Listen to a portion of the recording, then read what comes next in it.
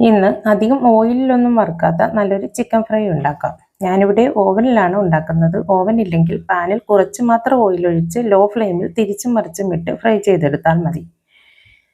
ചിക്കനിലേക്ക് 1 table spoon ഇഞ്ചി വെളുത്തുള്ളി ചതച്ചത്, 2.5 ടേബിൾ സ്പൂൺ തൈര്, ആവശ്യത്തിന് ഉപ്പ്, 1/4 ടീസ്പൂൺ മഞ്ഞൾപ്പൊടി, 1/4 ടീസ്പൂൺ ചെറിയ ജീരകപ്പൊടി, 1/2 ടീസ്പൂൺ ഗരം മസാലപ്പൊടി, 2.5 ടേബിൾ സ്പൂൺ മുളക് പൊടി, 1 ടേബിൾ സ്പൂൺ മല്ലിപ്പൊടി, കസൂരി മെത്തിയും ഒറിഗാനോയും ഉണ്ടെങ്കിൽ 1 ടീസ്പൂൺ വീതം, 1 ടേബിൾ സ്പൂൺ ഓയിൽ എന്നിവ ചേർത്ത് ചിക്കൻ നന്നായി മിക്സ് ചെയ്ത് മാറ്റിവെക്കാം.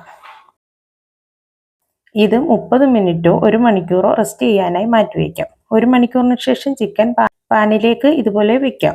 ഇനി ബാലൻസ് വന്ന അരപ്പിലേക്ക് ഇഷ്ടമുള്ള വെജിറ്റബിൾസ് ചേർത്ത് അരപ്പ് പുരട്ടി ചിക്കനോടൊപ്പം ചേർക്കാം. ഞാനിവിടെ onion, potato, tomato, chilli, capsicum, carrot എന്നിവയാണ് ചേർത്തിരിക്കുന്നത്.